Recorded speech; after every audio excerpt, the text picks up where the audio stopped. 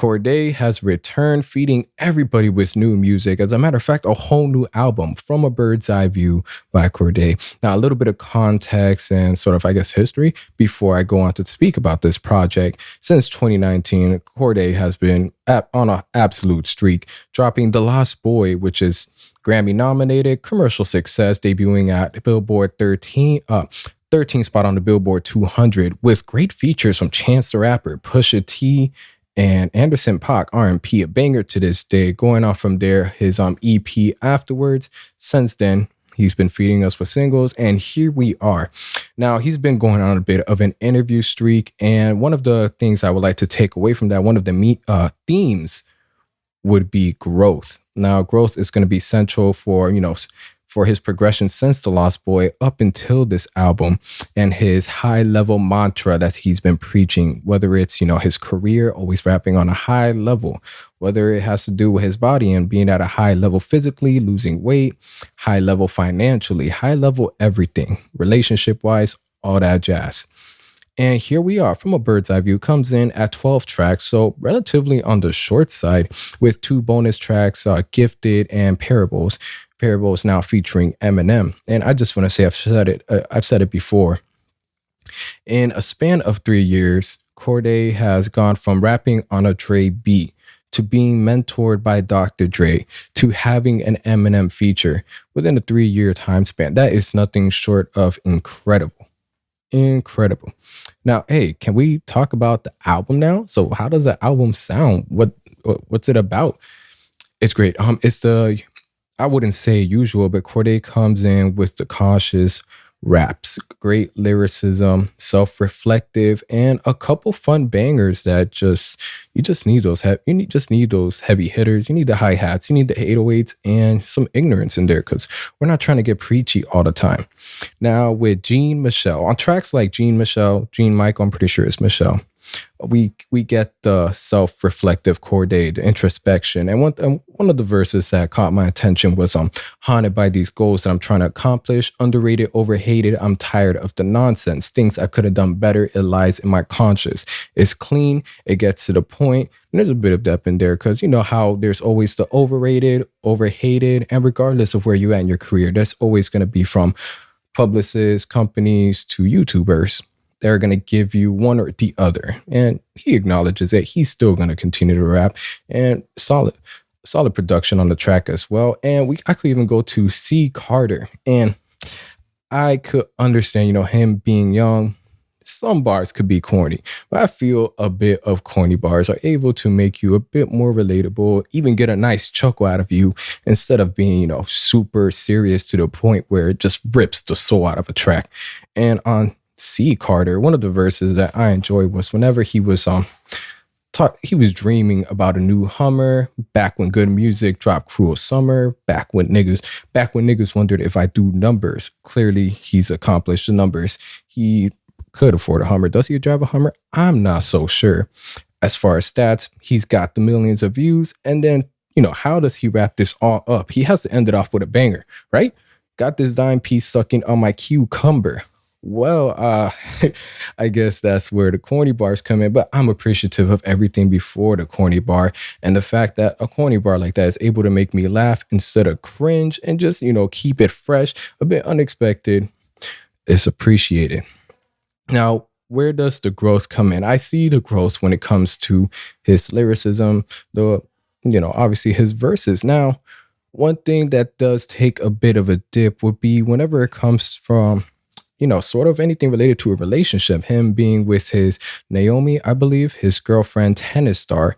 How would you be able to put your relationship in a tangible manner to where, you're about growth? How is this affecting you in your life? How are you able to manage it with everything else you got to do? Am I the only one that cares about rappers' life? Not in the sense where I need to know every detail, but if you're going to be conscious, what other aspects can to be conscious? And I don't feel we get that much, honestly, on the track Want From Me. Like, I get the idea behind it. Like, what more can you ask of me? Am I doing everything I can to keep you happy? But besides that, it's sort of surface level. And I think the part that really impressed me the most was probably that meme cut of the, what was it? White boy that was that was trying to start beef, whatever. That I ain't got time for that, cuz that made me laugh. I was like, oh shit, he put a meme in there. That's funny. But if I'm focusing on the meme instead of the track, we have an issue. And then going on from there to Chronicles, her gives a great performance, great singing performance on her and Cordae with a solid melodic performance as well. And Lil Durk, I mean, he did what Lil Durk always does. Do I feel it complements the track completely? Not really. Do I feel that, he should have been left off or anything like that? Yeah, I guess it could be something that I have to be in the mood for. And Champagne Glasses, not that this is a track that's about relationships or anything like that. It's a bit weird, a bit conflicted. Originally, it was supposed to have a Nas feature, but it doesn't. So instead, we have Freddie Gibbs, which is amazing, but a bit off. Now, I'm not really strung up on his syphilis bars or anything like that. I feel it honestly juxtaposes the production and then, just the harmonica work we get from, wow, am I getting a brain fart? Stevie Wonder. There we go. It's a beautiful track. It feels like there's glitters being sparkled everywhere. And we're speaking about syphilis. I don't know how that makes you feel. It just sort of, I don't know. It doesn't make me feel uncomfortable. It's just like, Freddie, if that's how you want to compare things, I mean, by all means, you could have spoken, I don't know, a bit better, giving me some Alfredo Freddie Gibbs. I feel like I didn't get Alfredo Freddie Gibbs on here, and this was a track that I could definitely see Freddie spazzing all over.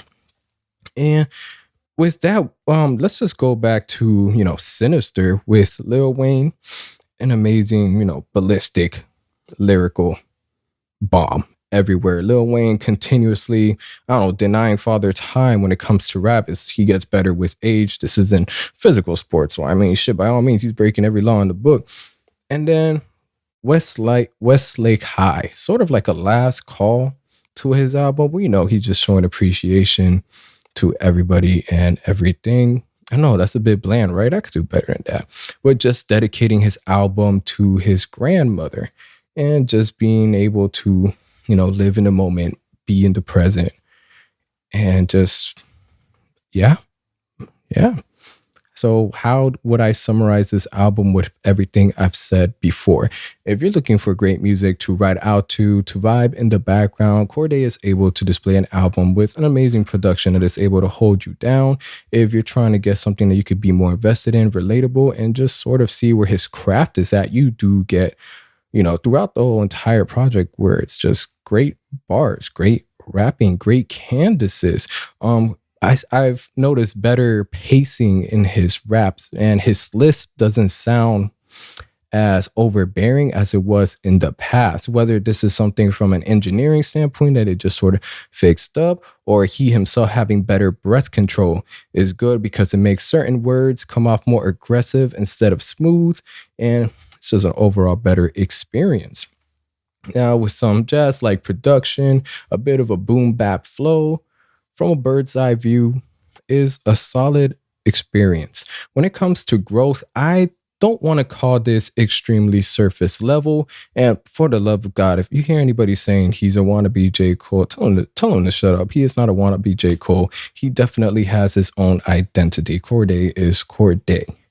But I would have loved more depth in, on tracks such as Chronicles and One For Me regarding relationships, any kind of power dynamics, power struggle. I understand what more can you want from me, but what is being requested of you that you feel, you have to give your ribs, so on and so forth.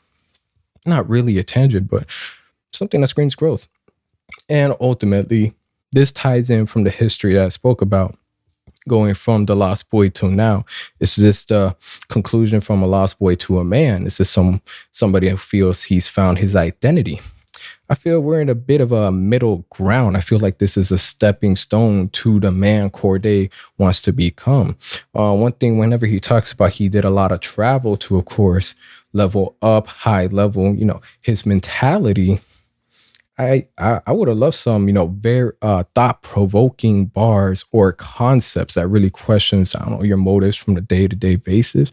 I don't want to come on here and continue from this point on and on a tangent of what I could have wanted, but from this, grand buildup that we were expecting to a bit of a, sort of, all right, here you are, a great project, and that's it. I was left off wanting more, and I just wanted to end it off because I'm just thinking of Westlake High. As far as concepts, whenever he's spitting on, if only Father Time had the patience of Mother Nature, if only I was wiser when I first discovered paper. That's a great wordplay. And continuing on, if only Martin Luther never stayed at the Lauren Hotel, shit, he'd still be alive and well. Going on to Yo Gotti, helping him out, Memphis, and then just reflecting back to his hometown with that introspection, so on and so forth. I would have loved to see more on that, the relationship side, and just overall his life. How you feeling about your future? How you feeling about your place in rap? Ah, man. But to get to another criticism, not criticism, but something I would like to see more in the future. Not necessarily experimentation, but maybe better features. Okay, I'm done with the album. It's a solid experience, guys. Take everything I said from here. This is a first review, a bit of a freestyle. I'm trying to get the system in order. I thought I digested the album enough to I could give you your thoughts. I promise y'all, the ones coming from here are going to continuously get more refined, and still have that authentic approach. And before I keep rambling off, catch you guys next time.